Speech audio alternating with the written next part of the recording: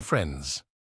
On this fine Saturday, we're taking a deep and dangerous dive into the world of watch collecting. So this could go horribly wrong, or we will have the best time ever talking about this hobby we love. Now let's begin. Sorry ass DJ.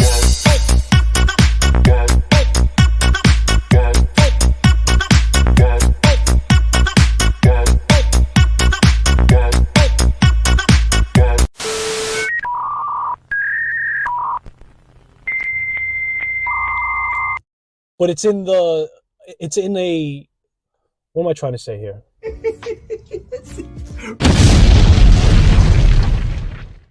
Yo, that's great.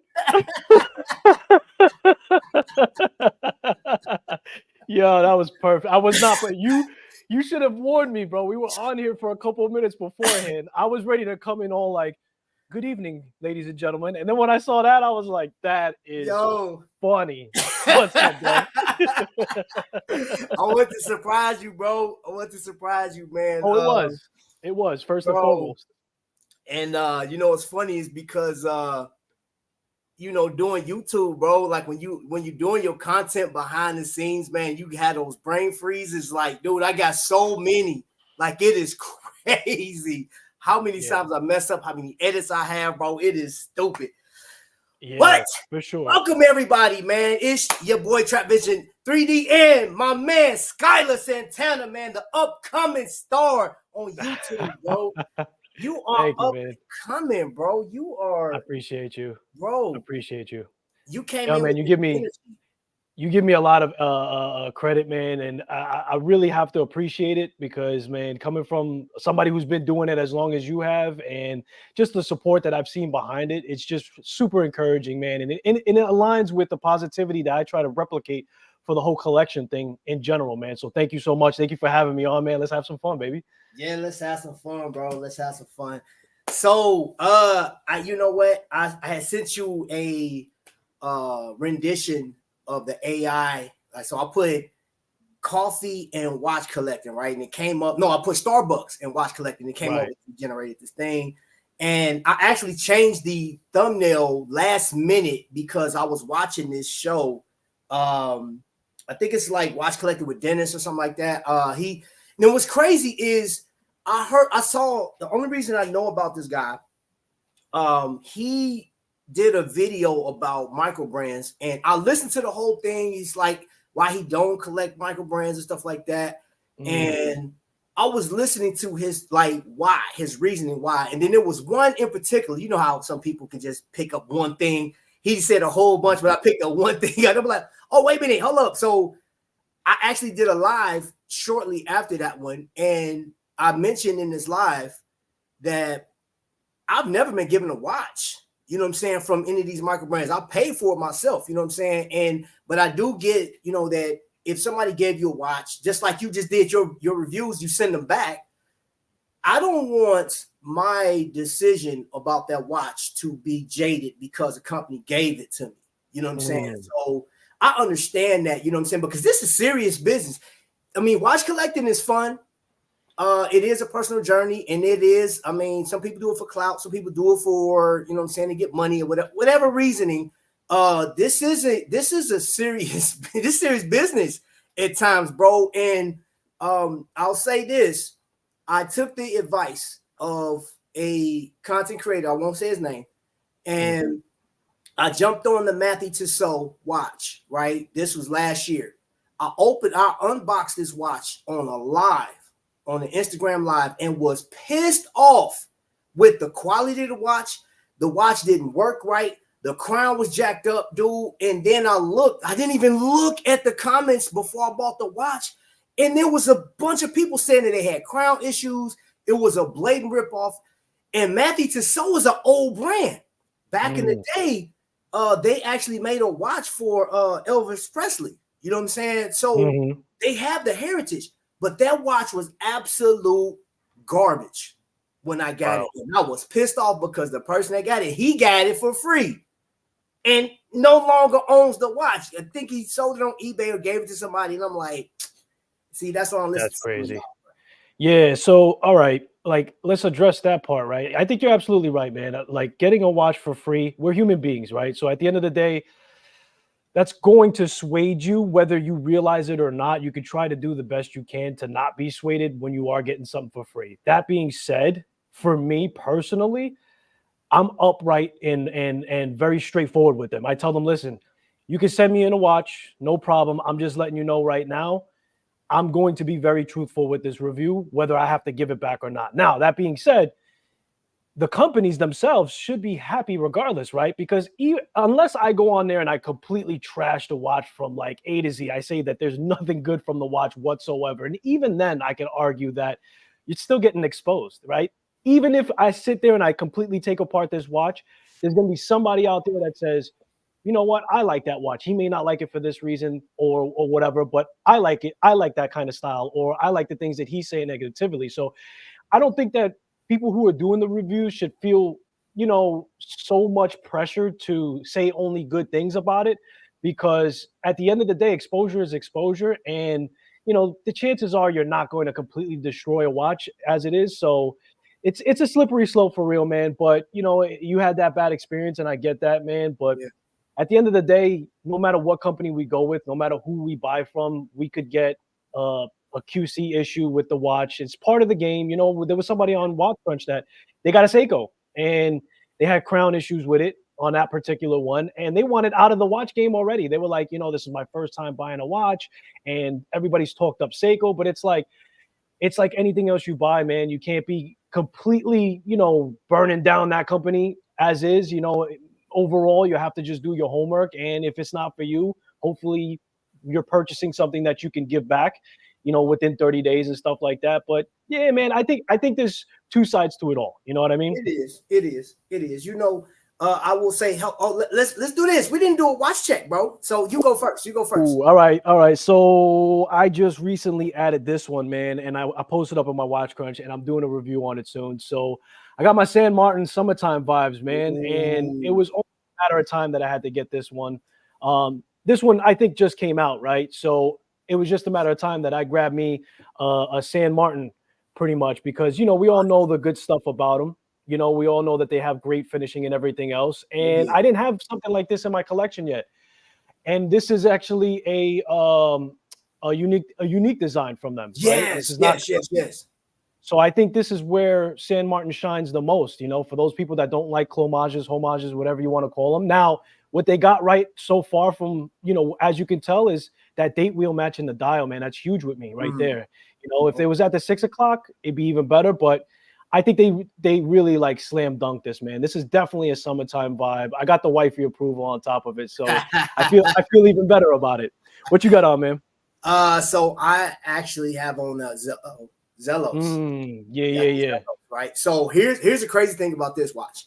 I've been looking at the reviews, and I was trying to figure out like what was the hype good, because that's really why I bought this watch. I said, hey, everybody's going crazy for this watch. Like, so the date wheel actually, what I'm saying, it's in black because you can't really see it. Let me see. Yeah. I see what you're saying. It's in black. It's stealth. So, and then I love that sunburst. Now, this the crazy thing is I tried to get a different colorway in this one, right? And it sold out and so quick. But then I saw that orange. I said, oh, I love that orange. So I got it, right? But that orange sat there forever. It's like a pair of J's. You know what I'm saying? You think that, hey, these J's going to sell out. And they don't. They sit on the shelf forever. So this one sat there for a long time. Now, I will say this. My honest opinion about this watch, if I bought this watch like first time, I would say this watch is the best thing going, right? For the price point. But then in comparison to other watches that I have at a lower price point, my San Martin, honestly, it blows it out as far as the finishing is concerned. But it's the specs, though. You know what I'm saying? You got a 9000 series watch. You got a lot of adjustments. You got the on-the-fly stuff. I mean, there's a lot of specs to it, right? But if you bought it just for pure enjoyment, of course, it has it. It got the look. But it's sort of rough, like, you know what I'm saying, in comparison to some of my other watches. So it doesn't compare. But when you look, I only paid $499 for the watch, which it went up, like, and I was just sharing this. The best time to get a Zellos, in my opinion, what I see is those entry times. Like when you got with the first 30 days, you save $100. And after the Right. hype is over with, if it's still available, then it goes up $100. I wouldn't, rule it out. I like the fact that he got drill lugs on it. You know what I'm saying? Make it just switch it out. The bezel spin is really nice. I mean, it's crisp, bro. Like breaking into a safe. Bro, it's crisp. So this one has to be at the top of my top 5 best bezel action watches.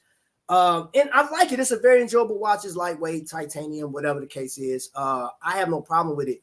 But online, I've seen people said that they went through 4 Zellos. Like all 4 was just jacked up, and they sent it back and they'll never buy Zellos again. And I'm like, wow. Well, I'm thankful I got a pretty legit one. So and they're super popular. So for him to get 4, I mean, that just sounds like he was drawing a short straw every single time. And that's another example. That's another example. They're super popular. They sell out 1, 2, 3. And they still everybody does, man. It's you can't be perfect. You got to minimalize your QC stuff, but it's a beautiful watch though. Very nice watch strap. Yeah, you know what, Joe, I agree. You know what? I'm gonna tell you this though. Let me say this because I mentioned this about the Matthew Tissot. I didn't like the fact that this company has such heritage. It has this background. Like, why are you copying watches? You know what I'm saying? Like, we have enough companies doing that. So I would imagine that a micro brand would do that. You know what I'm saying? So most micro brands that come out, they'll start with a dive watch, right? Which that's just pretty common stuff. That's like the easiest watch to sell, I imagine. So, but this Matthew Tissot had elements of so many other watches, man. It reminded me, the font reminded me of a Squale, and it was at $299. So I did. Now I will tell you this: I did try another one, right? Okay. So I bought. So what happened was Joe Mashop said, "Hey, what was the problem?" Blah, blah, blah. So I got this note. Joe Mashop took care of me real well. And they was like, "Hey, would you like to try another one?" So I tried another one, and the crown was the same thing. Whoever, I guess it was the batch, they cranked the crown down too tight. So I sent it back. I said, "Nah, y'all keep that." I said, besides that, it felt cheap though. It really like the Matthew Tissot really felt cheap. It looked cheap. And I said, man, for a company that has this history, I was like, I can't fool with that. So I was like, and then on top of that, that wouldn't scratch my itch for getting a Squale, so I ended up getting a Squale. So it ended up working out, man. Yeah, listen, it happens. It happens. And yeah, a lot of brands, they start off with the diver, like you said. It is the most common thing, but you have to graduate fast from the micro brand, I feel like, because it's just been done so many times. And I really applaud a lot of those micro brands that don't go that route, because it's difficult, man. Like the other side of that coin is, you're just starting off. You don't have a name. So many designs have been done. I mean, you just mentioned you don't like when bigger brands copy each other, but dude, they've been doing that since the dawn of day. You know what I mean? Like if you go back, they've been copying each other or stealing each other's work and taking credit for it. You know what I mean? It's kind of like, what? I don't really want to focus on that, man. If I like a watch and it's good enough for me, whatever that may be to you, whatever that means to somebody else, then I just roll with it, because it's so hard to catch up and keep up rather with who did what first. And this looks like that, and that looks like who. It's like, you know what I mean? But yeah, that is a deal. That is a deal, because I actually read this article that in the early 1900s, Longines was the most copied watch company out there. You know what I'm saying? And you think about it, really, honestly, those early watches, everybody goes crazy over the vintage pieces and stuff like that. But those early watches, they came out with the designs, the APs, Pateks, Longines. They came out with these designs first, and then any company came after that. I mean, you had something to go off of, right? So keep in mind, think about this as far as cars is concerned. There's 2 cars that I'm thinking of. Anybody that's a car head know what I'm talking about. The Caprice that turned into the Impala SS, right? And then you had Mercury made the Marauder. Now, these cars, similar colorways, they're high performance, and they took a sedan and turned it into a sports car. You know what I'm saying? And then, of course, the Chargers and Challengers, like back in the day, you know, like the Challenger was always a two-door car. Then the Charger was a two-door car, and then they turned it into a sports sedan. And it's just like Hanes T-shirts versus Fruit of the Looms. Everybody is like copying each other's designs because they see that what's selling. So I got to get the people's attention. So when you actually did a video on homage or homage, however you guys pronounce it. And I personally, you know, I'm gonna tell you this. I personally don't have a problem with it because I look at it from this standpoint. What's the chance of you going out getting a Tiffany blue paddock, bro? What's the chance you could go out and buy donut? You know what I'm saying? Donut. You know, not gonna happen. I mean, yeah, and you may just love exactly how they did it, and I get that they should be credited or they should be rewarded for coming out with that look. So I get that argument, but it's like, dude, they were never gonna get my money. They're not stealing money that you know what I mean. They're not gonna get now. I was never gonna have that money for them. So, you know, it's just how I feel about the whole thing. And listen, the average person, man.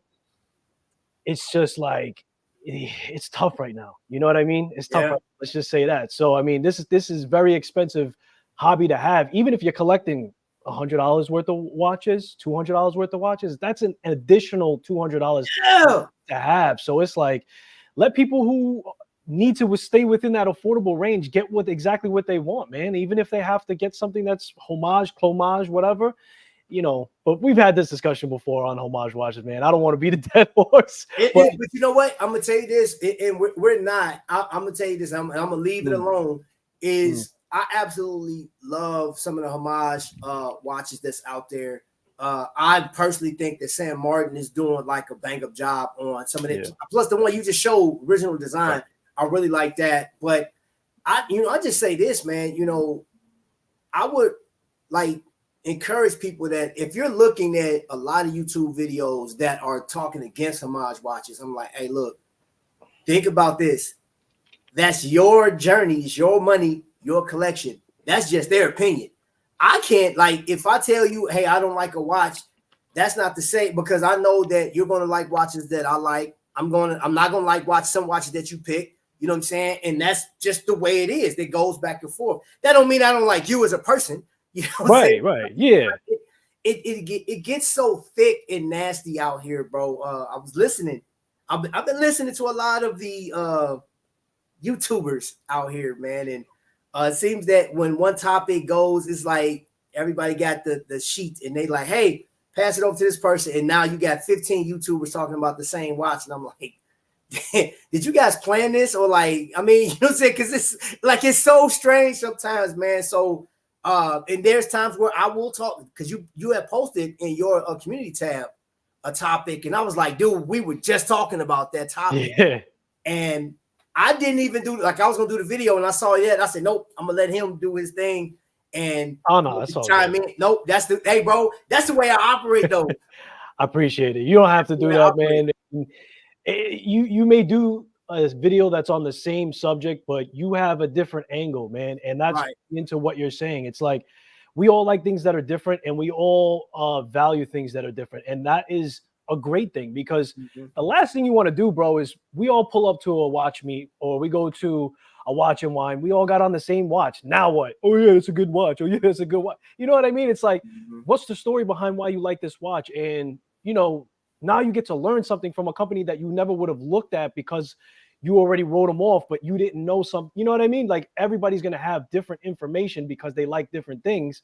And that's the beauty of the whole hobby in a whole, you know, as a whole, you know. And if you're really not for something, if you're really not for an Apple Watch, you're really not for a clomage, I'm going to say clomage, right? Because there are homages and then there's a clomage. There's people that take inspiration, and there's people like San Martin, how they started off and they were just, you know, and there's people that are for that, like myself. You know, I took a little bit of a different route where I started to modify like the bezel, and I'm not the bezel, excuse me, the dial. I started putting my own little dial in there. I'd buy a Pagani design and then I'd do my own thing. And that's what was right for me, because it made me comfortable, but that doesn't have to be for you. And if you have a regular Pagani design with the symbol and that's what you like, all for it. But if I'm not, why am I going to waste my energy telling you that, or beat you down or chop you down? And now you don't even want to collect, or you feel just like excluded and stuff like that. So it's just silly, man. We need to appreciate the differences because that is what makes it interesting at the end of the day.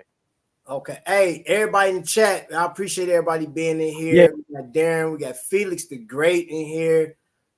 We got Patrick Stark, the original Patrick Stark. And yo, Joe is in the building. We got Dave D, Not a Watch Snob, Dad Mods, and company. Let's see who else we got. Oscar. Hey, I want to know what you guys are wearing. What's your Jay Jones is in here too? What are you guys wearing? What is the watch that you're going after right now? And as a collector, and this is I want the chat to chime in too. What do you think is the best watch for you this year? Like, and that's a question for everybody. And bro, I'm gonna ask you, like, what watch that you notice you can. Hey, listen. I want to know, bro. What do you think the best watch for you right now that you don't currently have in your collection? So yeah, I have to go with the Grail watch, right? And the one that really would represent who I am, and where my collection is going and where my attitude is going about the whole thing. I said it before, man, it's the Bel Cantos, and it's still going to be that, because that for me, who Christopher Ward is, it's my kind of luxury, right? And for what they're putting into that watch, you're getting so much more than you would if you were to purchase it from any big brand, man. They're going to kill your pockets if you don't got it like that. So I have like an almost immediate appreciation for Chris Ward for redefining what luxury is going to be. And, that's been the shift for micro brands for myself as a whole. But, the Bel Cantos will mean a lot of things for me, but mostly just redefining luxury and quiet luxury, man, because it's like, yeah, nobody's going to know who outside of collecting what that watch really is, right? They're going to see Christopher Ward. They're not even going to recognize the name.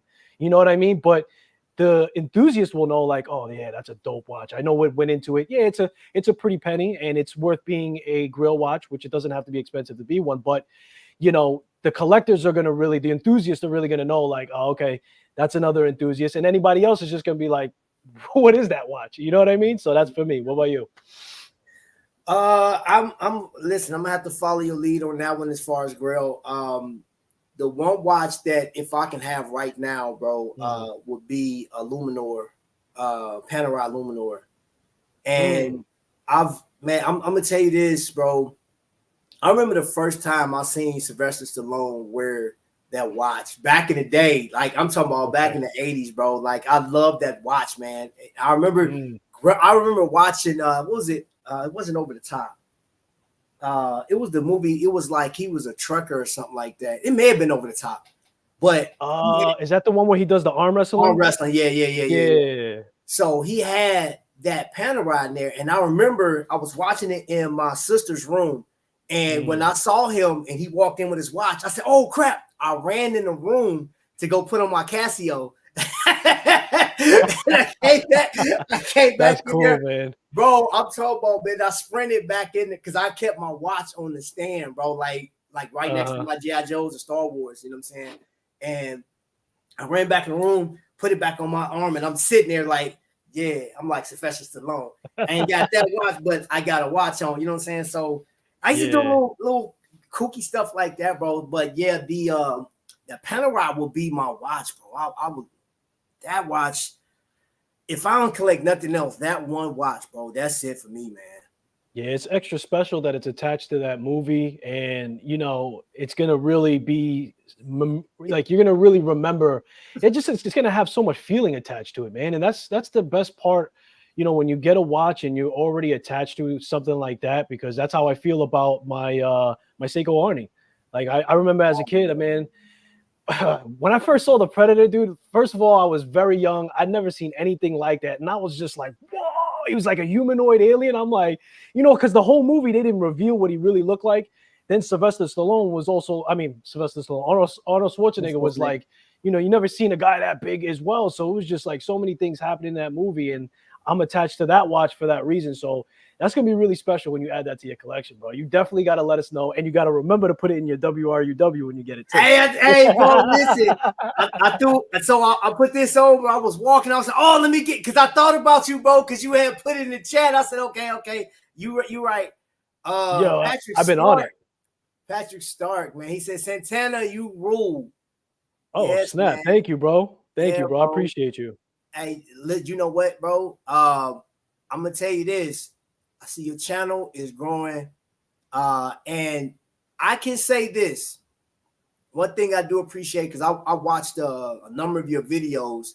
You literally told everybody what you're doing with your video, with your channel, where you want to be with your channel. There's no hidden nothing. This like, hey, this is what I'm trying to do. This is what I got. I'm not trying to do this, but I'm going to do that. You know what I'm saying? Like, you were like so transparent, bro. And I was like, dude, man, please don't ever lose that in this game, because I see it, and I've been subscribed to so many different channels, man. And it appears that, you know, the larger you get, you know, it's almost like they don't do a check back on how they started, and they don't keep the same. Like, I don't know if it's hard to stay true to yourself once you get a certain number of subscribers or whatever, man. But like, I've seen people just change up. You know what I'm saying? It started out like they were just happy to be here.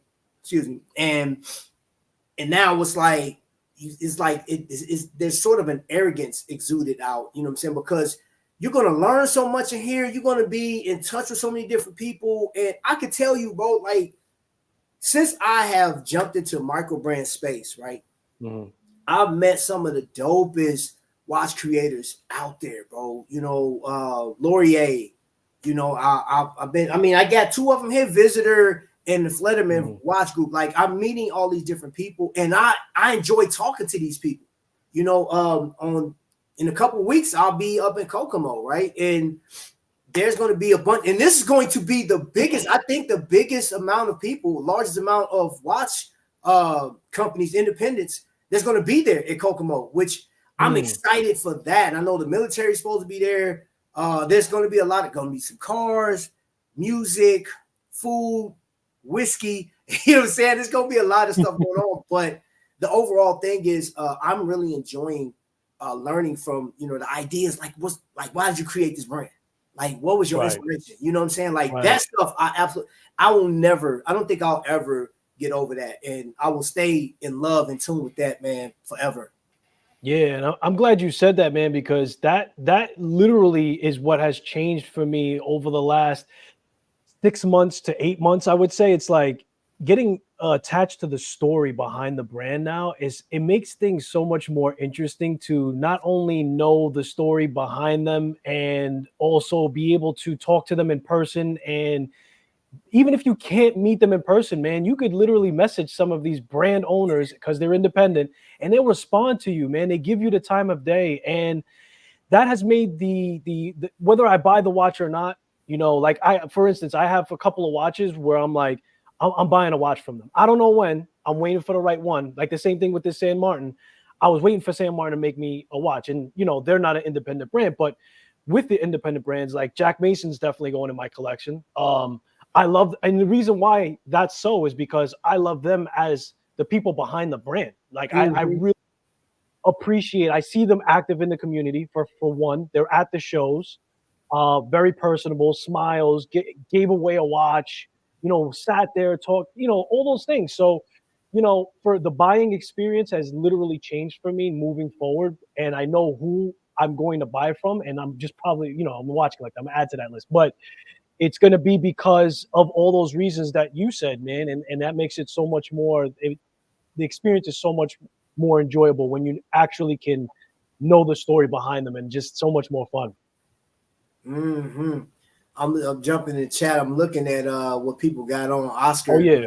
Oscar said he's wearing a vintage Seiko 5 automatic from his grandfather. That's dope. Ooh, fire.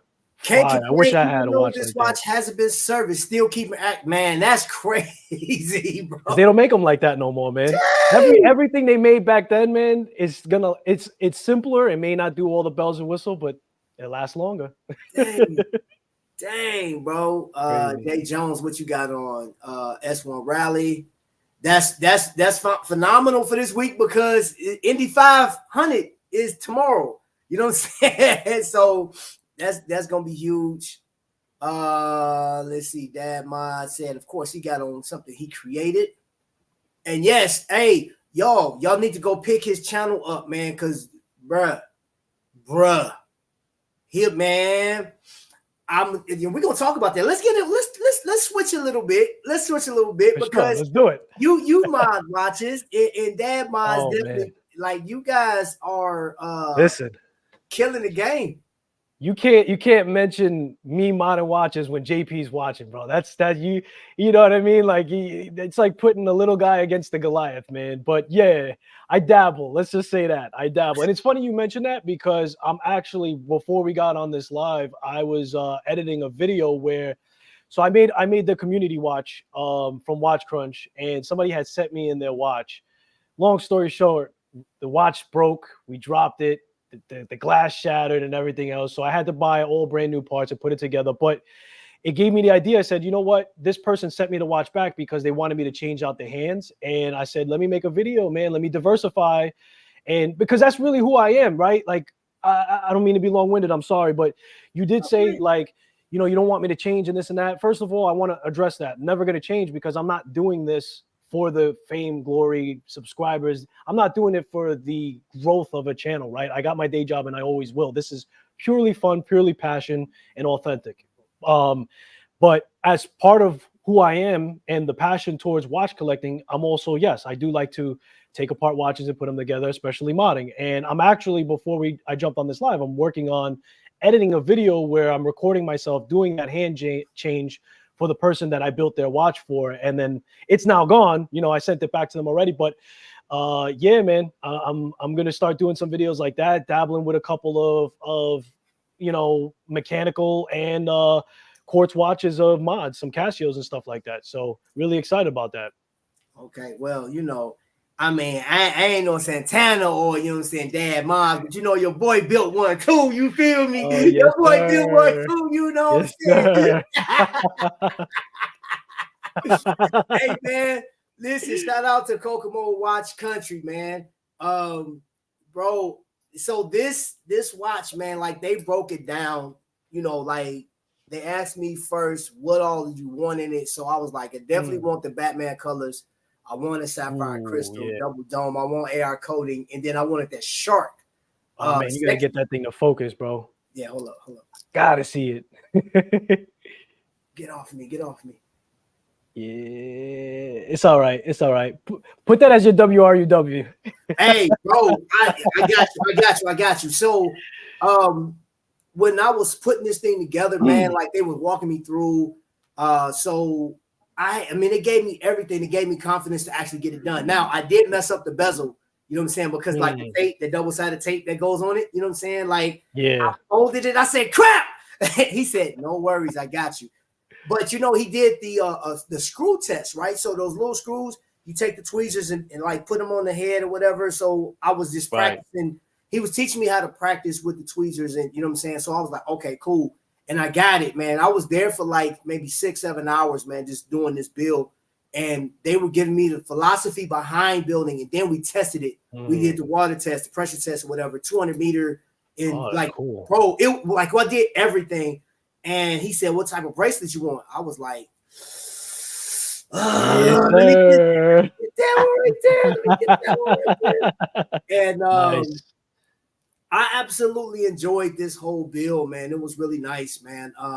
So this is actually my second mod. I actually have another Seiko mod over here, but this is the one I've done for myself. And I enjoyed it, man. But like I watched, you know, looking at the stuff you got modded and Dad mods. Oh my gosh, bro! Like it's so sick. What? Yeah. That, you know what I'm saying? Like, so what I am, I'm still gonna get the Panerai. That's you know what I'm saying? Like I'm gonna get that before I hit 50. But the biggest thing is I don't, you know, like moving forward, I still love collecting watches, but it's just something about repurposing a watch. Like, so I got a watch right now. I have an Invicta Sabakwa Normal 1 that I stripped it out, and Kokomo was actually putting a Valjoux 7750 in it. We're changing the whole dial. I'm designing the dial myself. You know what I'm saying? Oh, nice. And yeah, bro. So yeah, bro. And I'm turning to like so it's gonna have elements of the Panerai. You know what I'm saying? It's gonna have a layer. That one layer is going to be nothing but loom, like that sandwich style. Yeah. Be careful now. This that it's a whole nother rabbit hole, baby. When you start doing this stuff and you create a masterpiece and you get that bug, oh man, it's another rabbit hole. I'm telling you right now, man. I'm in it already. It's too late, bro.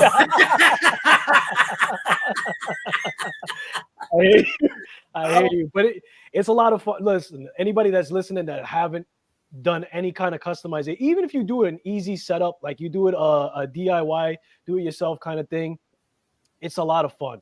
And it gives you a lot of perspective and a lot more respect for watches as far as that goes. Because when you see how, like you get a watch shipped into you, secondhand falls off of it, you mad, you send it back, and you're like, oh, I gotta wait.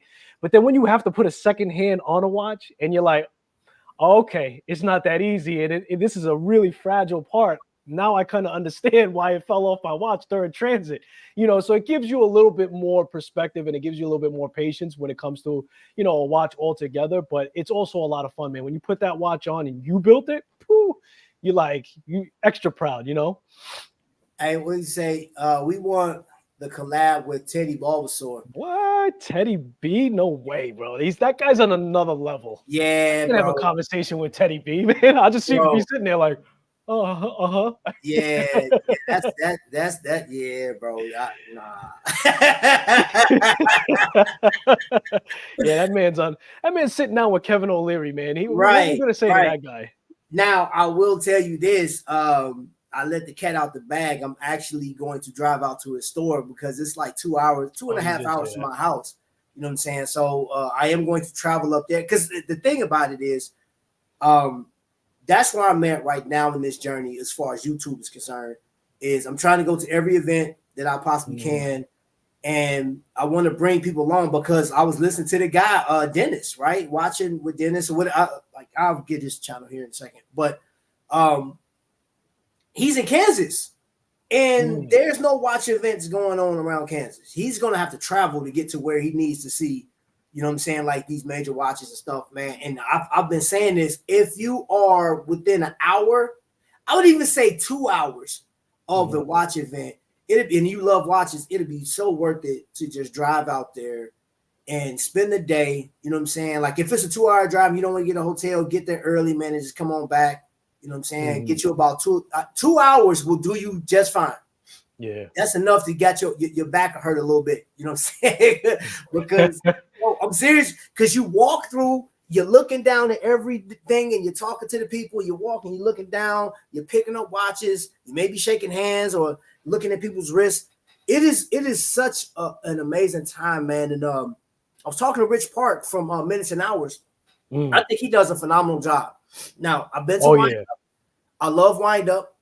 And Minutes and Hours is like, that's another one of those events that I think, like when they do Netflix specials on like the watch community, you can't mention that without the Wind Up, Minutes and Hours, which there's another one that Intersect, which I didn't go to that one, but I saw the video feed from it, man. Phenomenal, bro. Like these guys are like very creative. Kokomo Watch Company. With the whiskey wheels and watches, I think is phenomenal. This and it's still, think about it, bro. It's so niche. You think like it's a lot of us, not as much as you think, bro. It's not. Right. No, it's true. It's true. And if you need a reminder of that, man, just walk down one block of wherever you live and ask people, or just check to see if they even have a watch on, man. Like it is super niche still. So being able to go to as many events as you can is very important. You're just going to have conversation that you cannot have on a daily basis. And you're just going to connect in a different way that you are not able to before, man. So I'm excited that you decided to take that on moving forward as far as like recording yourself going to these events, man, because there's a lot of people, they just can't go. And sometimes just going, sitting at home and watching those videos, especially with your energy and your charisma, it makes it so like, thank you. You know what I mean? Type of thing. It's like, thank you, Trap, for doing that. So that's very exciting. For me, it's just watching wine right now for me that I got my eyes on. But I've thought about going down, and I want to readjust the Teddy Baldassar thing. Don't get me wrong. I think he's a phenomenal guy. I watched him when his channel was a baby, and I watched him grow. You know what I mean? Nothing against him. It's just that man's on another planet because, to get him to come on, get 5 minutes of his time is probably crazy. Yeah. But I definitely want to see that video when you go to his store, bro, because I thought about doing the same thing one day and just going on, not even content, just go over there and just proud of that man for doing what he did, bro. That's not an easy thing for the come up that he did, and he stays steady with it. So exciting things, bro. I think that let's talk about that for a second, man. Content creator.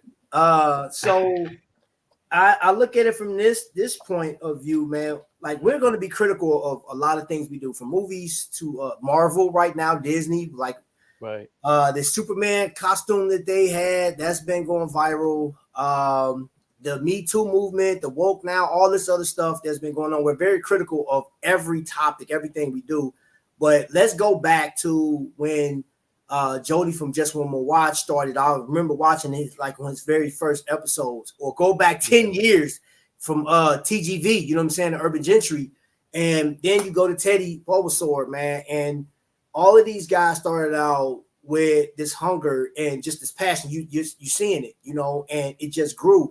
Now, there are some that, like I said, I'm critical of a lot of stuff I see. And I'm pretty sure, I know people are critical of my channel. They're critical of people that I've associated with. And that is your given right to judge whoever you want to, you know what I'm saying? Because you're watching, you're absorbing the content, whether you like it or not, you know what I'm saying? And you have a right to say, hey, I like it, I don't like it. You should do more of this, you should do that, whatever the case is. It's like, okay. And it's up to that content creator to, if he or she wants to adjust their channel based off of your comments, man. But I look at it, that man came from a long way. Whether you like Teddy Bulbasaur or not, whether you think he is whatever, I still give him credit and kudos, because, dude, you started a channel, you grew this channel, you got a following like crazy. Now you have your own store. I've never owned my own store, but I was an assistant manager for a jewelry store, bro. Like, that's not easy, and that's just to being an assistant. That ain't easy, man. Clocking hours, making sure this is everything, making sure you're making enough money, making sure you profit more than you did the next year, and customer service got to be on point, man. And there's people that like for Enterprise. When I was assistant manager at Enterprise, you realize, I'll share this with you guys. The manager of that store and the assistant manager is responsible for everything on that store, because it's like them giving you the keys to a business. You have to make sure that everybody's paid correctly. You got to make sure you're not over on hours. Like, hey, because that comes out our check. A car come back damaged and they didn't get the damage waiver, and we have to file our own insurance and stuff against the car. Guess what? That comes out our bonus, right? So you have to make sure this thing is running. So for Teddy to manage a YouTube channel, and now he has a store that's selling watches that could be up or down, just depend. Like, you never know what watch. I mean, good night. Like, a watch company can take a dump, bro. Like, you just bought a whole bunch of them, and they just like, okay, Cartier's not doing anything. They were number 2, now they dropped to like number 7 for some odd reason, And so, man, and that's what I want to go out there. Another reason why I want to go out there, and just to see, and then it kind of gives you this map. Like, you know what? I'm not saying I'm gonna get my own store, but like, that's something to strive for, man. Because this YouTuber literally changed his life by putting this effort, hitting record every week or every other week. So I think it's dope. Yeah, I think I'm not gonna say I wasn't surprised, but I wasn't with Teddy B, because I feel like he was always business as usual. I think that if you saw from when he even first started, he was very clean, he was very cut, and he was always going after, that professional stance and everything else. A lot of people are now coming at him with the criticism of he's pushing his agenda. He's always doing videos on watches that he's, that's his job. That's what he's doing full time. I mean, you can't expect him, a person who's building an actual business from day one. I think Teddy B knew what he was doing from the beginning. And if you watch, like I say, some of his earlier videos, he was always trying to strive to take it somewhere. I don't know if he always knew where it was going to go, but he for sure knew that he wanted it to be a full-time thing. So for him to be where he is and to be able to take on a lot more now, he's able to do that because, as you know, when it comes to business, man, you have to have the people, and you have to have the right people to diversify like that. People that really know and can take charge and really know how to do that day to day, because he's one man. So if he doesn't have the right team around him, or if he doesn't have the right people that are going to, run that day to day type of thing, because he can't look at all the details. He can't have that successful if he has to sit there and go through everything. Right. So, he's clearly a smart man. He's obviously he has to have, he put himself around business people, O'Leary. Right.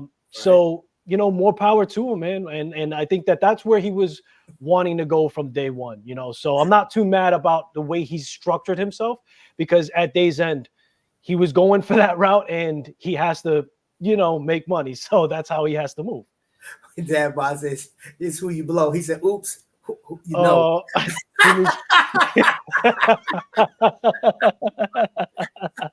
That's funny. Yo, that autocorrect got him good, huh?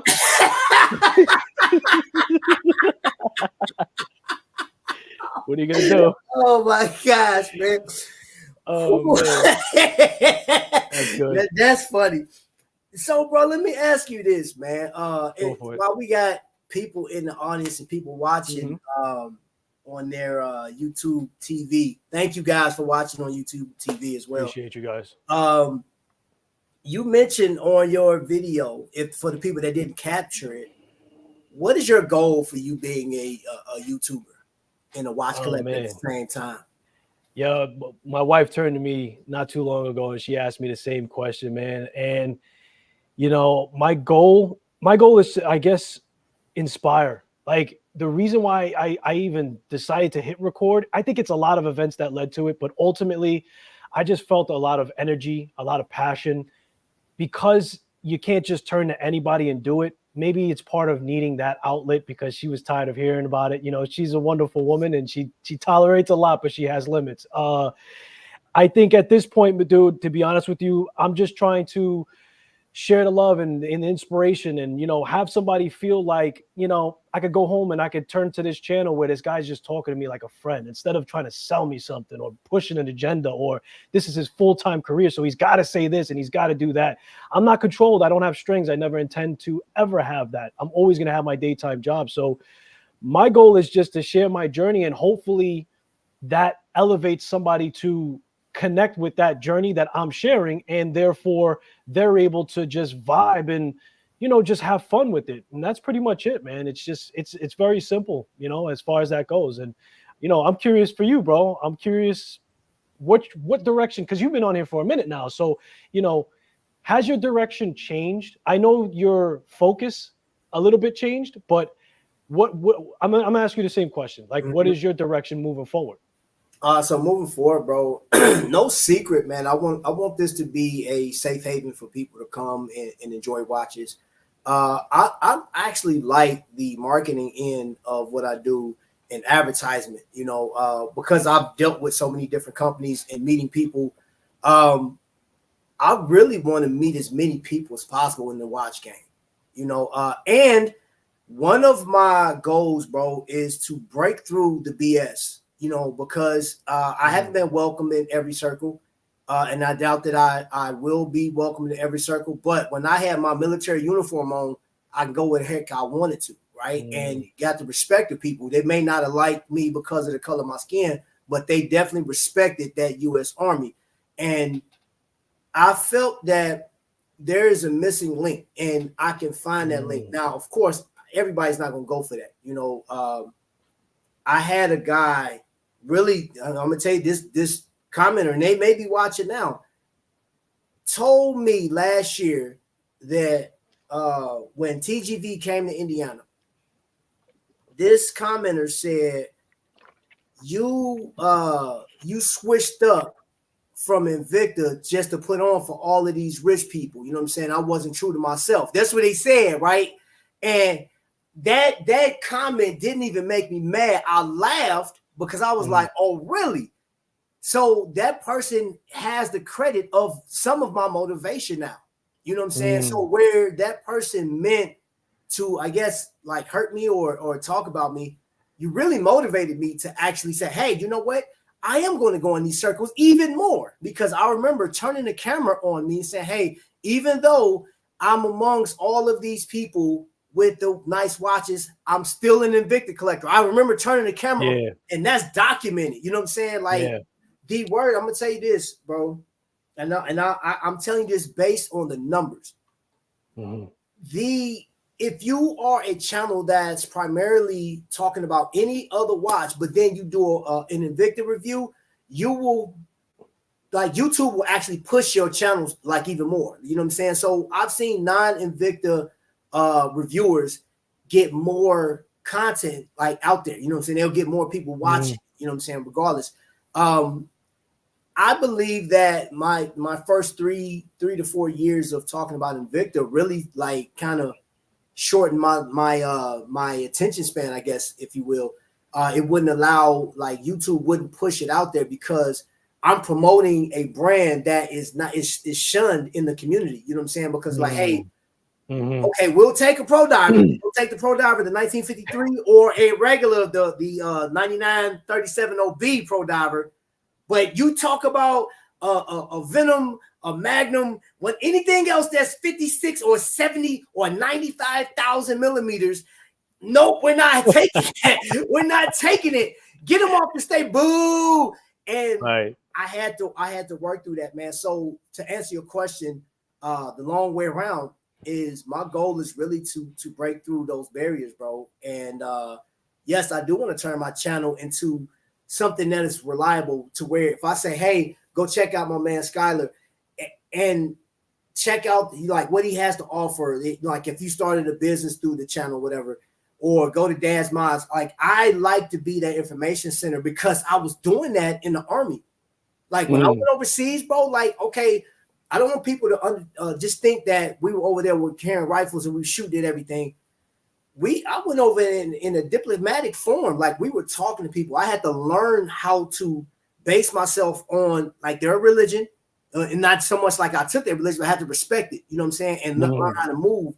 And I learned a lot when I was overseas. Man, I learned a ton, man. And when I came back home, I just had a new look on life, man. And it's crazy. So it was just inevitable that I was going to start a YouTube channel.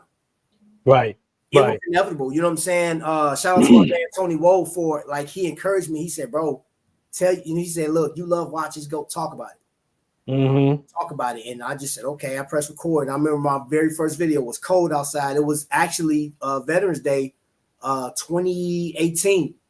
And I was nervous. It took me 7 takes to actually get. I was like, man, I was mad, bro. I was so scared. I wasn't wearing no hats or anything. I had on a suit and everything, bro. Like, it was crazy. I just kind of changed up. Like, I kind of got into my own. Like, that's why I say, like, I talk like this because that's who I am. I like talking like this. I've been comfortable with the hey yo, you know, and I mean, you know, you know. So, but yeah, bro. To answer your question, I really want to break through a lot of that nonsense. You know what I'm saying? Because I see the guys and gals that's talking about, you know, the Tudors, the Cartier, and the APs, and I mean, that's realistically those are respectable brands because they actually created so much. And no, you can't have today's brands without them. Yeah, they made the roads. Period. Period. You know what I'm saying? At the same time. But at the same time, in the same breath, you can't deny independent brands. You can't deny micro brands at this point because they're doing the same thing their forefathers were doing. They're doing exactly, and we get to see it though. We're living in an age where you don't have just one watch in your collection. It don't happen. It's true, with, bro. Those days over with, man. I'm not even gonna ask you how many watches you got, bro. And I know Jay Jones is gone. Jay Jones probably got the most watches in this thing. You know what I'm saying? So let me see. Hold up. What was that? Man, business and passion are very different. I love phones, but owning a phone store in Baghdad is very hard. Ooh, bro. Yeah, that's right. That's right. You overseas. He's over there. I've been over there. I've been over there. Yeah. Bro, that's different living, bro. It's different. Man, listen, when I was in Iraq, I was in Mosul, Iraq. It is so different over there. It's so much different than like what we call poor. Bro, please. It's their luxury. What? Man, Yeah, okay. different. I'll tell you what. I guarantee you anybody from Iraq will change places with you right now. I bet. I believe that for sure. They'll take that from you. Let me see how I believe that for sure. That dude. Hey, it did. Hey, bro. Hey, Joe, it did, bro, because when people come at me on here, I get the man, Skylar, man, I get some bad comments on here, bro. I hear you, man. I'm sorry that happens, but if you don't it is what it is. If you don't have to, because like that's just it, man. You know what? You know one of the biggest compliments I got when I showcased this watch right here, that Tissot 1938, right? TGV actually made a comment and stated something like, he said, okay, I didn't think about that watch from that perspective because back in the 30s, this watch was like $200, $224.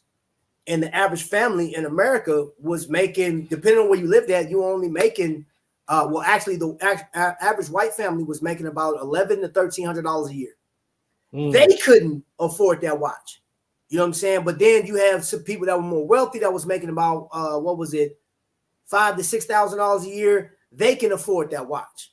But then you get it to the black families where if you work 7 days a week, like for 12 hours, 12 to 16 hours, you'll probably make $950 a year. You're definitely not buying that watch. Timex is all you getting. It's a $10, and that was $10. That was a luxury for them, bro. And I know that my family owned Timex. Though people in my family own the Timex. I heard the stories, man, and because I asked a lot of questions as I got a little older. But TGV was like, "Yo, you hit that from a different perspective. I wouldn't have never thought about, because like we can get on here, Skylar. You can review a watch, bro. You can be like, hey, like this watch right here, 40 millimeters. It got meteorite, sapphire, blah blah blah, whatever. But like what was the journey getting to it? What was the watchmakers? When I talked to Jason, he launched this company during COVID. It took big balls to do that, bro. Oof, big kahuna to launch business during COVID. You're not I had no idea. Customers. Like, bro, how do you you can only go by like, okay, you launched this online and hope that somebody was gonna buy it. Yeah. Bro.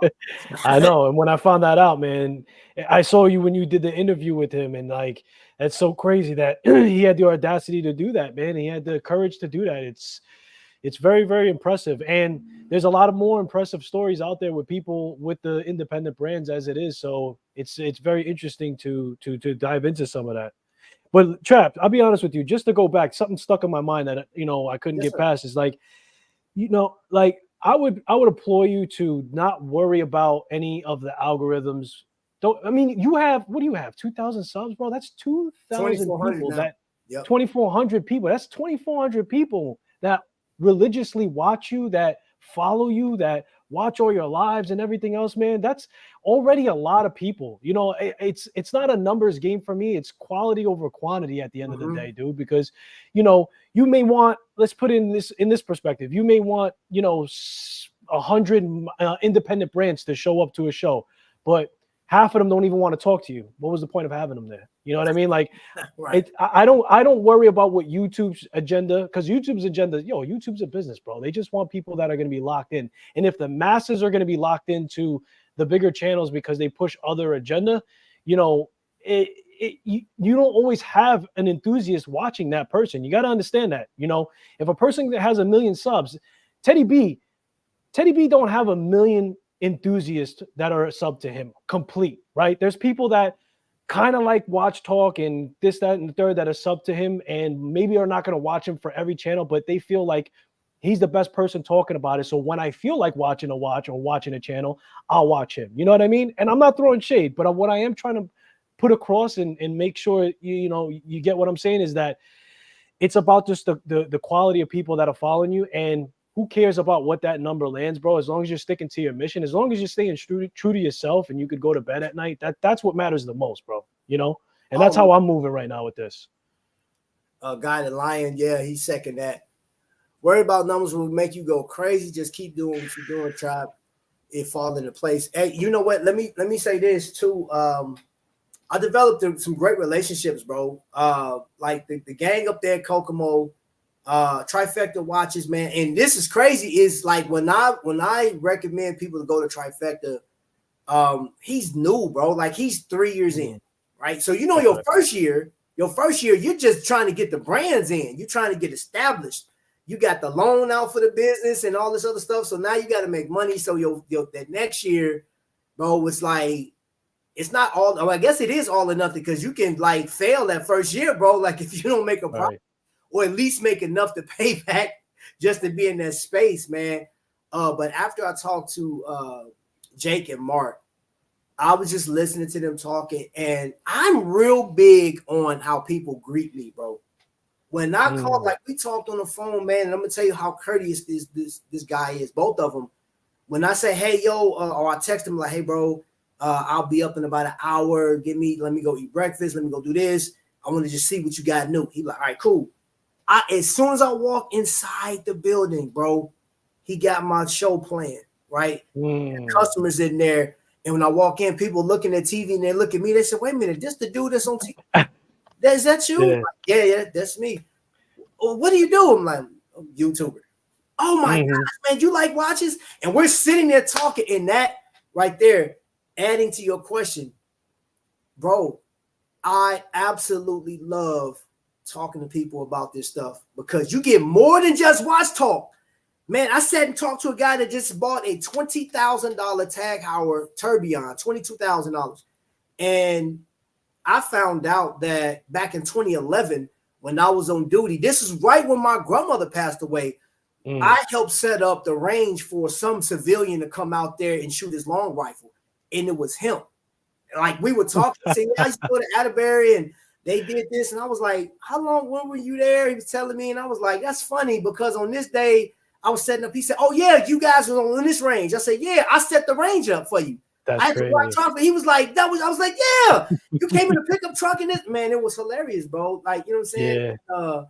So you get more than just watch talk out of Yeah. You get people's journeys, their lives, and you get to hear how they got started, like why you love watches and stuff like that, man. So this.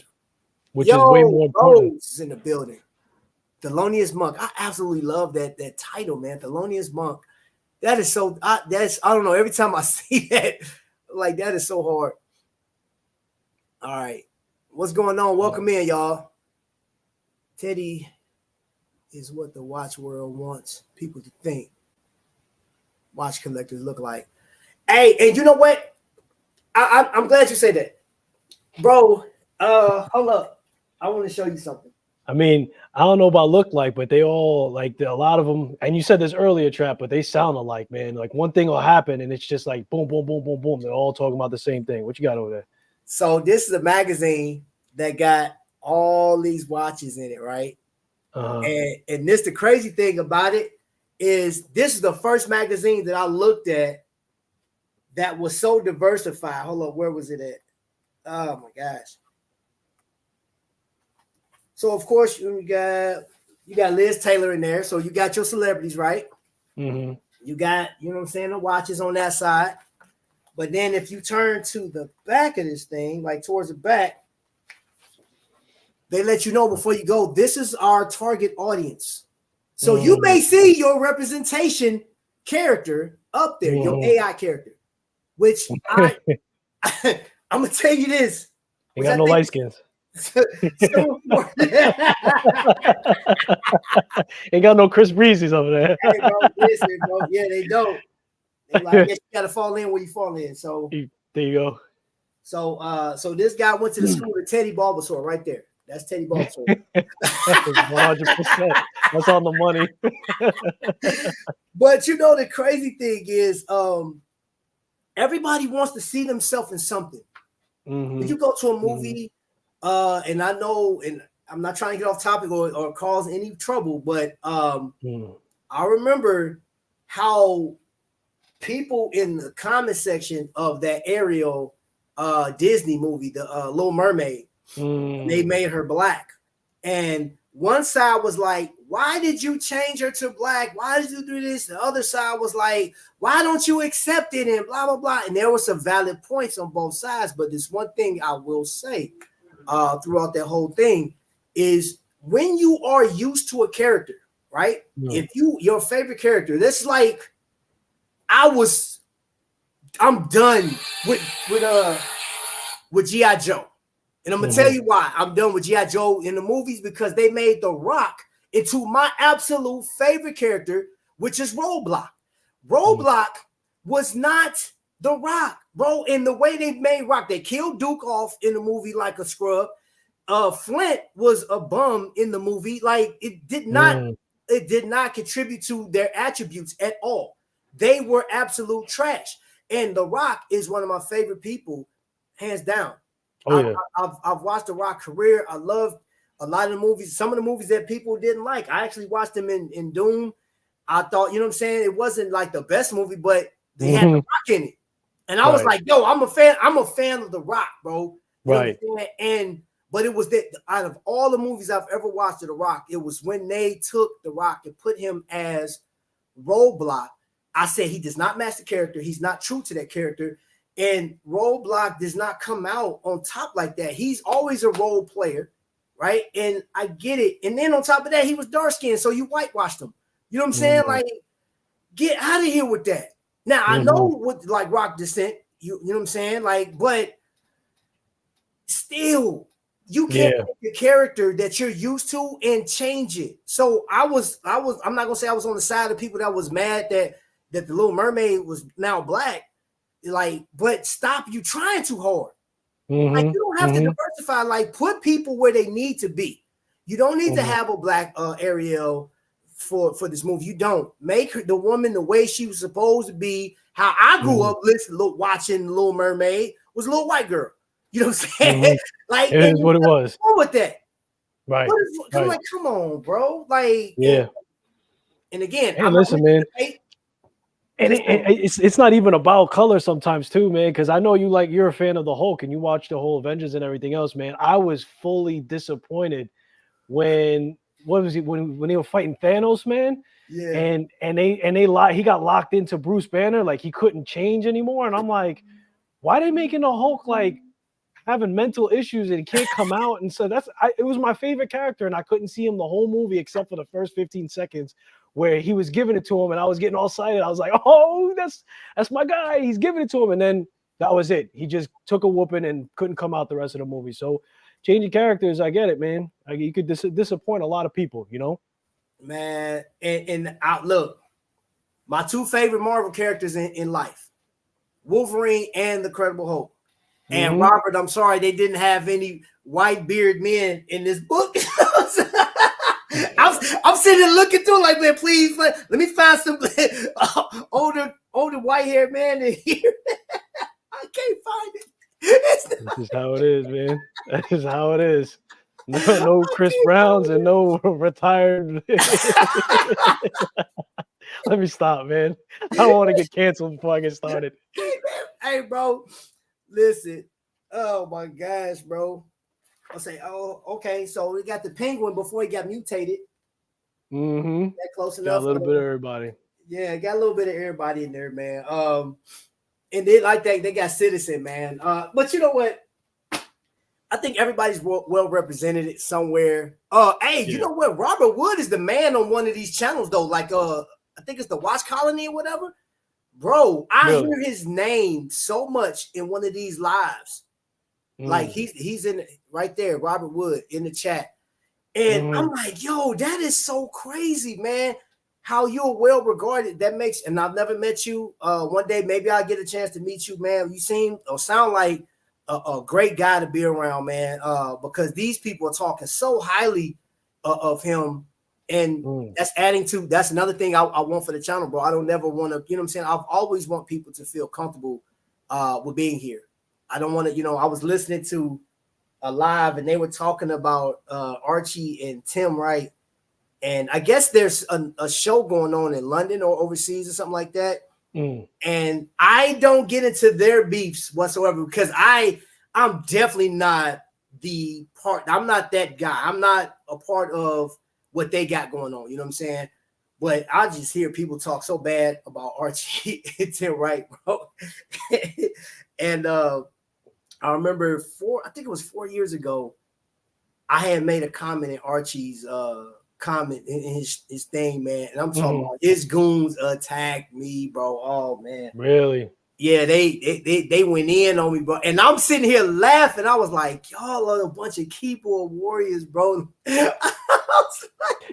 That's why I don't even bother, man. And there's a couple of people, I'm definitely not going to mention them, but there's a couple of people making videos and I'm just sitting there and I'm just like, and you know, I got to the point now where I'm not even following them and I'm not even going to bother, but that's just how it is, man. If you don't like what the person's doing, why sit there and, you know, give them all this hate and stuff like that? Just the best thing you could do is just unplug, man, because even if you put a hateful comment in there, you're giving an activity to their account regardless. So if you really want to hurt them, if you really want to hurt a content creator, say absolutely nothing. When you comment something bad, you know, you're starting drama and you're improving their algorithm. So, you know, but it is what it is. You know, I'm pretty sure there's some people out there that I'm not for them, you know, and they probably you know, canceled me already for saying whatever, but that's cool. Because again, my agenda is to get the smaller group, man. Like it's 200 people now, you know, that are watching me. And that for me is like, it blows my mind. It's like, damn, there's 200 people that want to see the next thing that I do.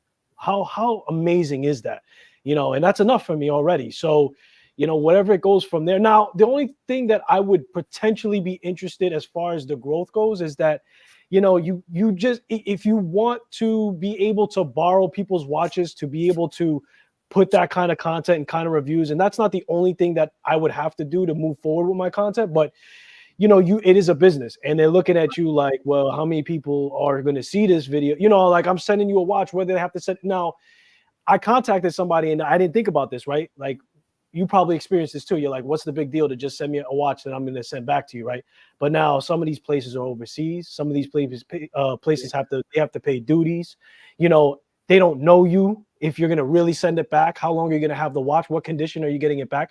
So it's not that simple, right? They pretty much almost have to write this watch off, regardless if you're going to send it back or not, because there's going to be some kind of loss from it regardless. So, you know, that's the only time where the size of your channel, or the size of the channel rather, for me, kind of matters. But I'm having fun, man. And if that doesn't happen and that's not the direction, I'm still going to have fun. And I just want to use it to connect, man. And that's something where I'm hoping that you feel the same way about. You know what I mean? Oh, man, most definitely. You know, I'm going to tell you an advantage to going to an event, too, is talking to them and saying, hey, listen, let me take this watch, and like there's like little rooms and stuff you can go to and just review the watch. Like, you know what I'm saying? Like, bro, I'm like, you can literally, and that's what one thing I'm gonna say about Trifecta, why I dig them so much, bro. He will let me come in, he'll let me pick out a watch, and I can literally either review it there around the corner at the like they got a restaurant, or I can bring it to the crib and just take my time with it. You know what I'm saying? Really look at it and stuff like that. He know I'm gonna bring it back. You know, I tried that with a couple, actually with 2 Seikos that I have in my collection now. I did the review and I called him and said, hey, bro, go ahead and ring me up because this ain't coming back. No, that's cool. You know, and he gave me a great deal on the Seiko. Where I've seen some ADs that don't give you those deals, man. They still got great customer service. Don't get me wrong.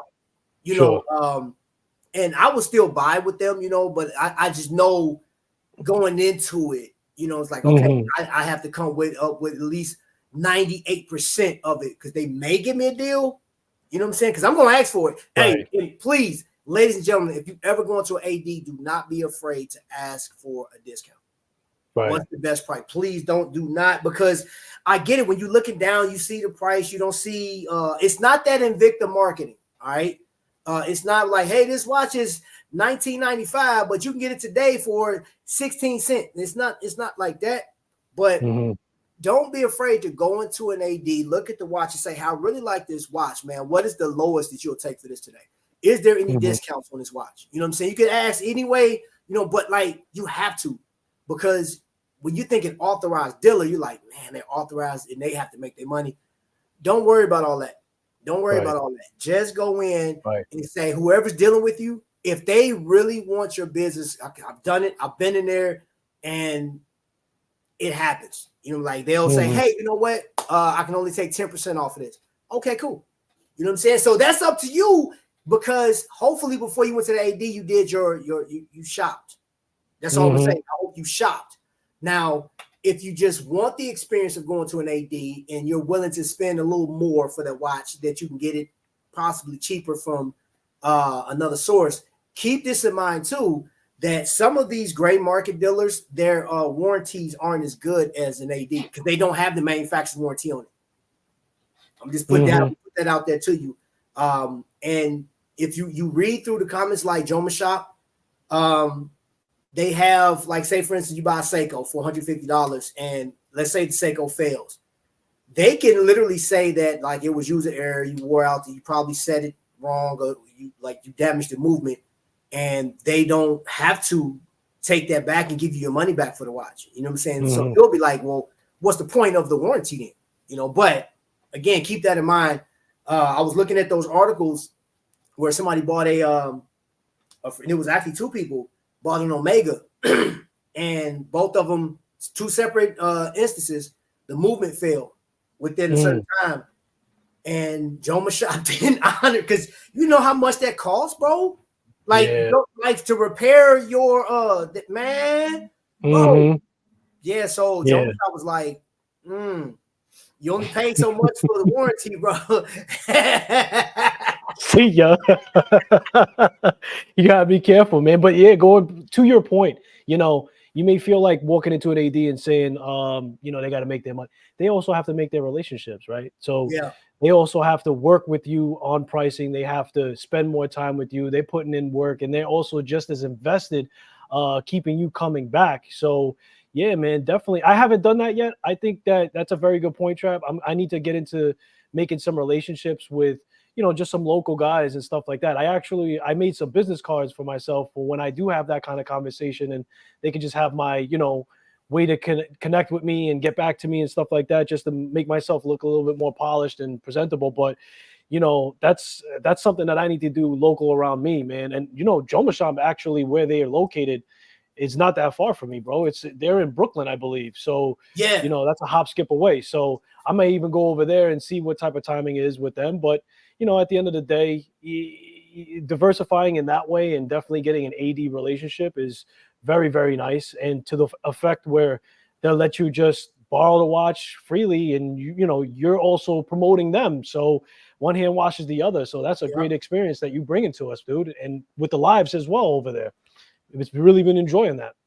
I've been loving to see ADs typically carry various brands. Yeah, they do. That's the other thing too, man. They can be dangerous though, y'all. They can be real dangerous, boy. You go in there, Moyer Jewelers. I can tell y'all this.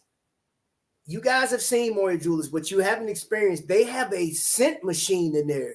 So it's like when you walk in there, it's a certain fragrance to the building that is created to, I guess, make you feel more comfortable. It loosens you up. You know what I'm saying? You feel at home type. You know what I'm saying? It's like, it's so different. It puts you in the mood to want to shop and want to be there. You know what I'm saying? It's like really, put you in the mood like, hey, I'm really enjoying this. And like, I like having that smell, man, it is crazy. And it don't interfere when you're eating food either. Because, sometimes they got drinks and all kinds of stuff. They offer you water. Let me see what you say, God and Lion. I knew your guest was from New York. Yeah. You hear it in my accent. Hey, I promise, bro. Let's see what you saying. Watches are wants, not needs. And ceremonies continue to slide. Things go back to how or pre-pandemic, going into anything, some parts of discount. Yeah, hey, you know what? Have you know what? Are you seeing that, bro? Some watches are coming down in price. Yeah, man. I mean, if you following like, especially like the Rolex stuff and everything else, but in general, um, everything is slowly starting to correct. All the bubble stuff is correcting. As far as like other prices go for watches, I kind of think like it's still stagnant. I think for the affordable range, anything 1,000 and sub, I think it's kind of like still stagnant, maybe a little bit still on the expensive side. I mean, look at like my Vianajanico. That one was still up there, and I know you had made your comment about it, saying that it's a tough bid with the movement that's inside that to Yeah. part with that kind of coin. You know what I mean? But overall, I don't know, man. I still feel like watches are more expensive than what they should be, to be honest with you, even though it's tough for me to get that out because I see a lot of like diversification with the NH35 and things that are affordable. You could get an automatic now for $50, but Yeah. it's tough. I think the higher in quality and higher in brand that you go, you're still seeing like and more of an expensive thing. But as far as like the crazy numbers with COVID, that definitely corrected. Stuff with Rolex and everything else, a lot of those pieces corrected because that was all fugazi. That was all like crazy numbers. Yeah, I mean, see the thing, you know what? I was looking at that watch and it reminded me of that Which one, the Venturine you talking about? The what was that? The Christopher Ward has a moon watch that has sort of like that dial. So it just looked like more of that without the moon on it. It's a beautiful watch, don't get me wrong. Yeah. But like, one of my biggest arguments and complaints has always been, I'm not real big on paying over $400 for an NH35 and blaming Victor for that because, dude, like a lot of the watches that like a lot of us purchased from Invicta, the NH35, the NH38, bro, no more than $200. You know what I'm saying? Like 150, 16. You can get a Bodberry, like that watch company, which I saw that watch is actually pretty nice, bro. You can get that watch, a field watch with an NH35 for $87 when it's on sale. When it's not on sale, it's $100. And it's actually a nice watch. It is a really nice field watch, something that like you're not taking too serious. You can throw it on and just go to work and do whatever you got to do. So when we're looking at, and I'm gonna tell you another, what is it? Vostok, Europe. Their NH35 is $1,000. Bro, it's $1,000, bro. I was like, that's crazy. Wait, no, man, you're not wrong. You're not wrong. Listen, Trap, point blank, period. An NH35 movement right now, you could buy a brand new for $35. So it's gonna bother a lot of people going anywhere, further than that, as far as that. But it goes back to your other point. I'll tell you to you like this, Trap. Number one, in order for you to even come close to saying, I get why Skylar feels like the watch is worth anything near that, one, you got to have the watch in your hand. Right, It just the way it feels, brother. It's like it just, when how the crown just responds to a certain way and how the finishing just all comes together and everything else like that. Yes, you could get a Venturine glass, and yes, the NH35 is affordable. But I'll give you another thing. It goes back to your point. I gave the extra coin for the brand. I met them at the windup, bro.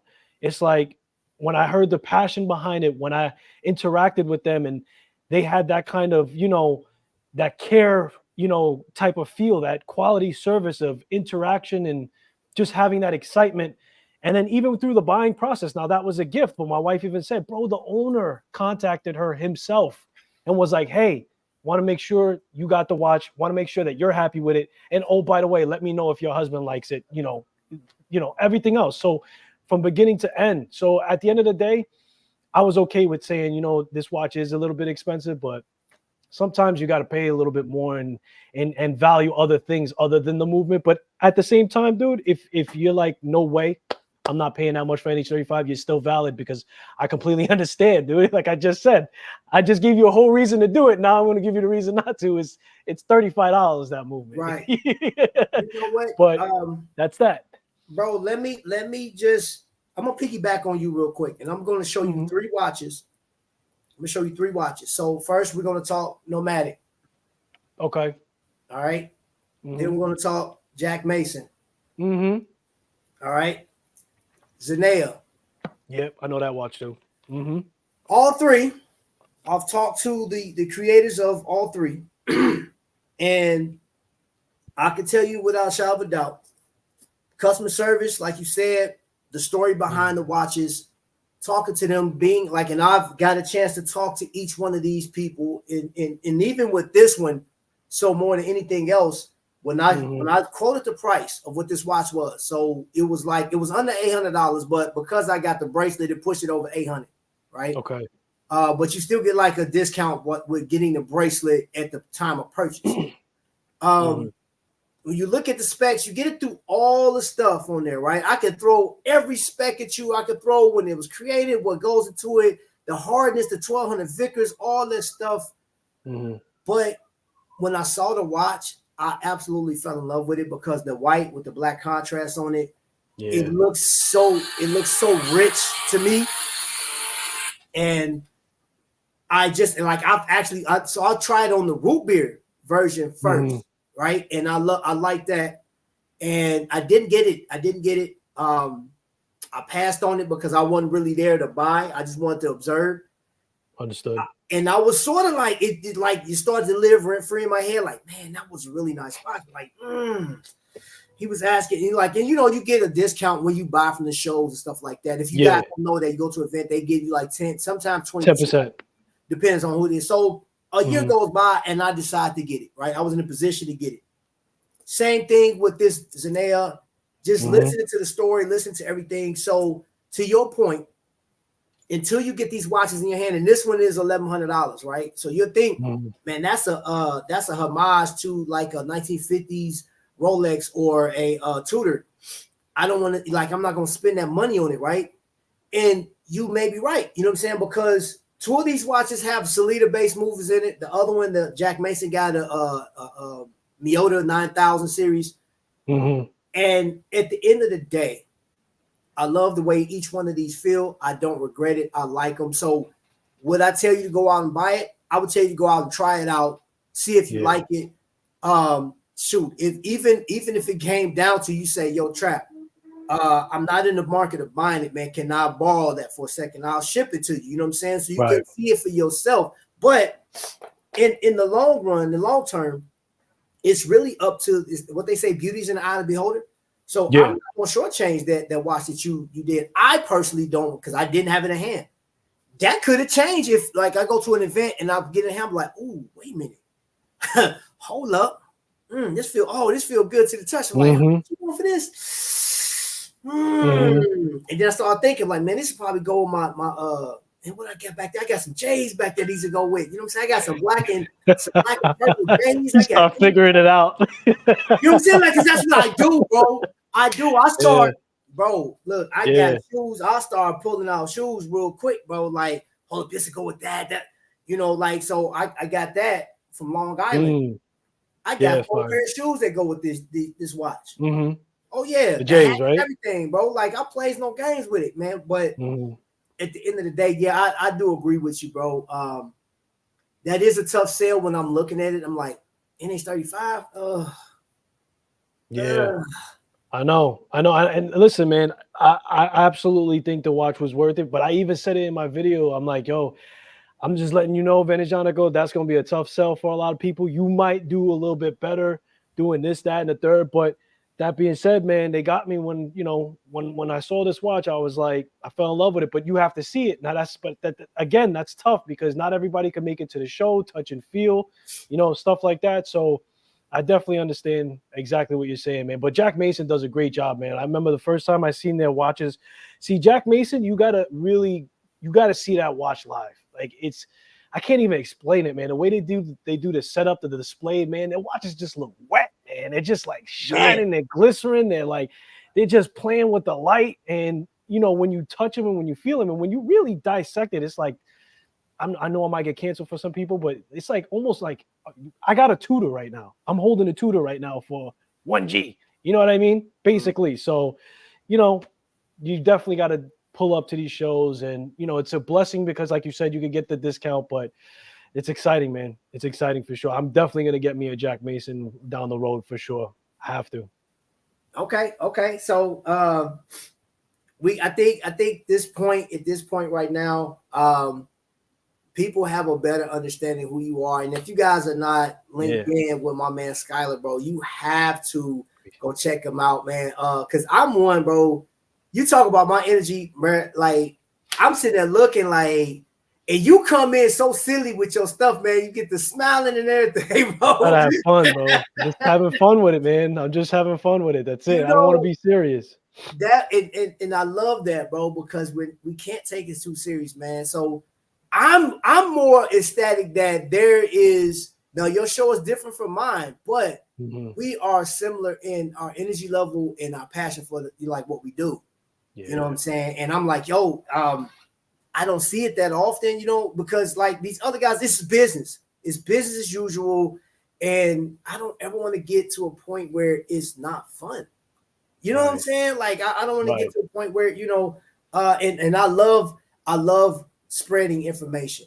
I love just like, hey, you know what? You want to know this? Boom, go over here. You want that? Boom. And I'm hitting people up on their Instagram, or like if I got your personal number, or, you know, even Watch Crunch, you know, I'll send information and let people know what's going on. I know, and if Jake watching this, Jake, you still haven't signed over to Watch Crunch, bro. What are you doing?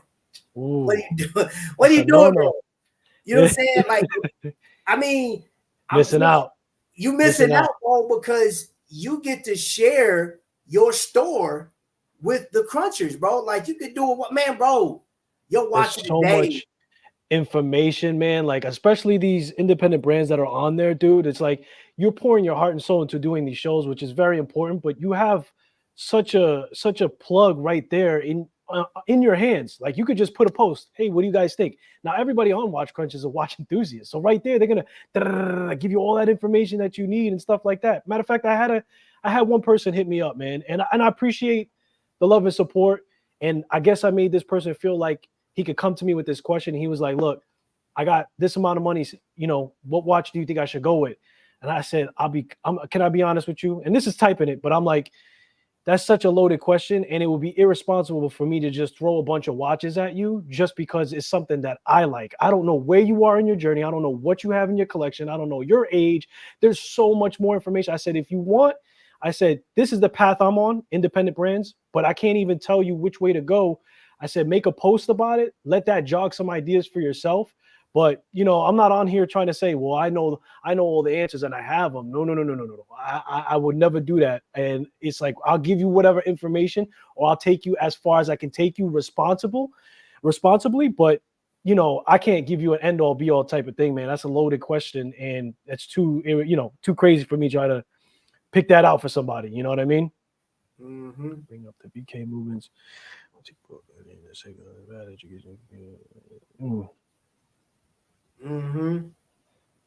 Yeah, man, that's another, you know, we have a lot of information going back in the communities, and you know, sometimes it's not all what you have to take it with a grain of salt, man. Like if you need something to inspire you, if you need something to piggyback or a jump off point, that's where it's great. You know, like you can see all the ideas and everything else, but you got to fact check everything in life, not just watches.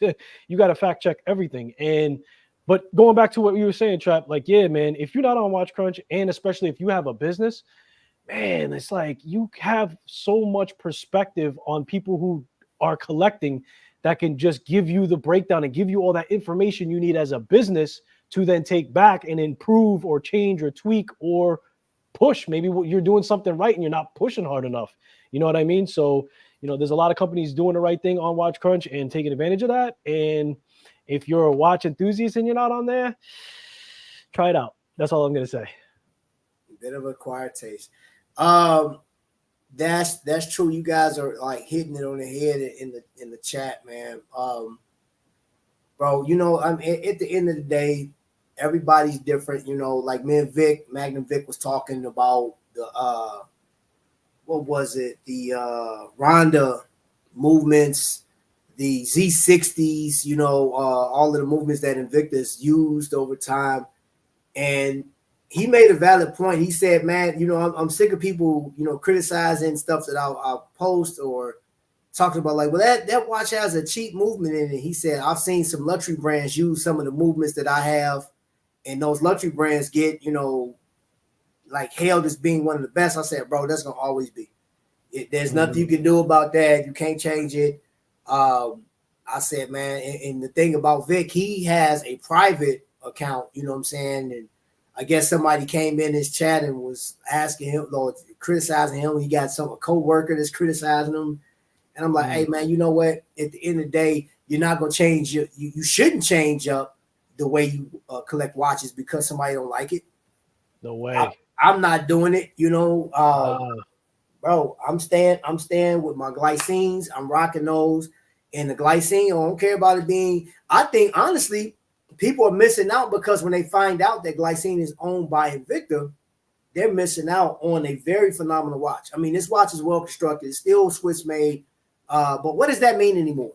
So I'm not even going to knock NH35 because, I mean, a good portion of my collection has NH35 and it has done me well. I got an NH35 that's like on cost standards, bro. Like this thing is running like 3 seconds per day. You know what I'm saying? 3 seconds fast per day, bro. Like the thing is sick, bro. You know what I'm saying? So yeah. I love the sweeping motion. And again, it's not as high beat. And you know, if you guys don't know this, if you bump your watch, it's beating so high to where it can skip and it'll still stay on par. You know what I'm saying? But your watch is working hard. So if you're wearing that watch every day or keep it on a watch winder at a high beat, guess what? You're wearing out that rotor. You're wearing your watch out. You know what I'm saying? Right. So you may be one of those every 4 years repairing your watch, and you're like, crap. You go and change. Go get a 7750 repaired. 2 bands. I mean, 2 bands, bro. Hey, listen. Yeah, that's a lot of money. 7750, man. 2 bands, bro. Like if it's really jacked up, if it's minor stuff, you may spend like anywhere from $900 to $1,500, man. But dude, like I'll put it to you like this: to get those Swiss movements repaired costs just as much as getting another watch. Yeah. So I know people just love to jump on. Like I got to get a 2824. I got to get this. I'm like, hey, bro, the NH35 ain't looking bad, bro, because you can actually buy one of them and just put it in yourself. Or you know what I'm saying? I mean, the watchmaker. I've had an NH35 repaired, bro. Cost me $300 to get my watch repaired. You know what I'm saying? $300, and I was like, okay, whatever. I like the watch. I still got it. I say it was money well spent because I absolutely love the watch. Yeah. And I have no problem with it. You know what I'm saying? But now that I learned how to okay, now I know how to get in there and start moving stuff. Like there's I don't know all the little levers and stuff, but there's a little button there. You press, boop, and you pull the crown out. I was like, okay. Attach the hands. I was like, okay, your boy getting it. Yeah, it gets a lot of fun, man. It gets man. This is in my next video, bro. I'm doing all of that. I'm removing the crown and I'm taking off the hands and stuff like that. But it's really, really, really fun when you start tinkering and stuff like that. But yeah, you save your costs. But dude, listen, it all comes down to what you value. You know, I think that's what we've been talking about and dancing around at the end of the day. Like, if it really means that much for your watch to have that high beat, then maybe 2 bands is worth it for you at the end of the day. You could afford it. You're like, that's what I want my watch to do. That's fine. You know, it just make sure you have that information when you say that an NH35 doesn't beat that high. It's like, yeah, but do you know the service call and stuff like that? You know, are you going to swap the movement out yourself? If you're not, you know, it's kind of crazy. Now, I wonder how much it would cost if I just tell a watchmaker, if I pull up with an NH35 movement and it needs servicing. Now, if I buy the movement and I just give it to them, I wonder how much it costs just to swap it out. You know what I mean? Instead of actually taking it apart, cleaning it, putting it back together just to do a swap. I don't know what a watchmaker will cost charge for that because it's obviously a lot less involved. But you know, things to consider, things to look at, and it all comes down to what you value. And I respect people. If you value that high beat over anything else, and you're all right parting with the 2 bands, more power to you, man. It's just that's just not how I'm moving. You know what I mean? So yeah, I think we'll stop at that, man. Yes, sir. Bro, it's been. We keep going, man. We go through the whole weekend on this live. Hey, bro, I'm telling eating sandwiches. Hey, listen, don't get me started, bro, because I knew this was gonna happen, bro. You got 2, man. Look, bro. Come on, man. This was good. Good. We definitely got to do it again. Oh, most definitely. And keep in mind, everybody, if you don't have your sailcloth in your cart, man, you know what I'm saying? You tripping. Get your sailcloth, man. Your sailcloth, bro. Get your That's it. sailcloth. Yes, sir. Yes, Yeah, sir. I'm gonna man. close it out saying I'm gonna close my side of it saying, man, it all started with a watch. Remember, no matter where you are, no matter where you're going in your journey, just remember the next man next to you started off with one watch just like you, and we all got to show that kind of love and that appreciation for watches. Yeah, man. Listen, I can't say any better than that, man. Listen, you guys have heard one of the best and upcoming YouTubers, content creators on this thing, man. This man got so much energy, man, dude. And I'm gonna leave on this. It's been a pleasure. Everybody in the chat, you guys have been amazing. Thank you guys so much. Make sure if you're not connected with Skylar, check them out. If you're not connected with Dad Mods Watches, because you may not want to get a watch that's mainstream, have him create you one, man. Like, dude, get in touch with him, get you a watch made. Like, you will not regret it. Having like your own personal touch on the watch. 100%. Bro, can't nobody else say that they got that watch because it was made based on what you wanted. You know what I'm saying? So go over there, get the consultation, let him tell you what he can do and where your money at and stuff like that, and work it out, man. So with that being said, your boy out of this thing, man. You know what I'm saying? So, man, love you too, bro. Love y'all, man. You guys are amazing as always. And until the next lightning strike, man, y'all be blessed. Yes, sir.